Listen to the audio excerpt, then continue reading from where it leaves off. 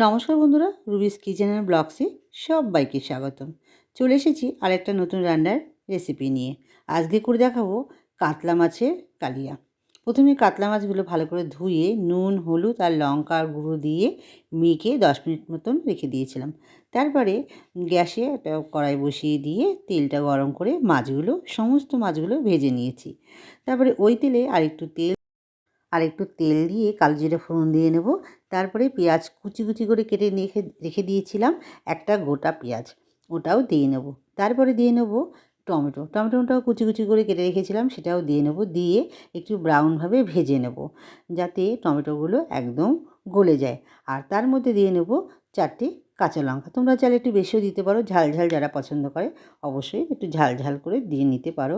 যেহেতু কাঁচা লঙ্কাটা খেতে ভালো লাগে, আমি কিন্তু শুকনো লঙ্কার গুঁড়োও এখানে দিয়ে নেব। তো সেই জন্য 4টে কাঁচা লঙ্কাও দিয়ে নিলাম। দিয়ে যে আগে থেকেই আমি একটা পেস্ট বানিয়ে রেখে দিয়েছিলাম, টমেটো, পেঁয়াজ, আদা, রসুন, সেটাও দিয়ে নেব।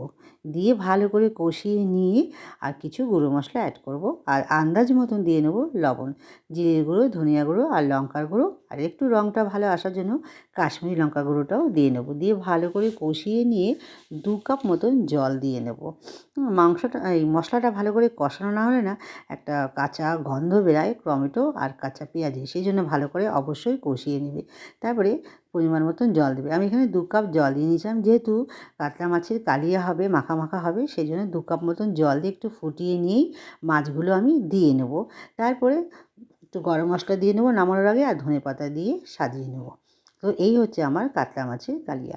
কেমন হয়েছে অবশ্যই কমেন্ট করে জানাবে, আর লাইক শেয়ার করে দেবে, সাবস্ক্রাইব করে দেবে। আজকে এই পর্যন্ত, টাটা।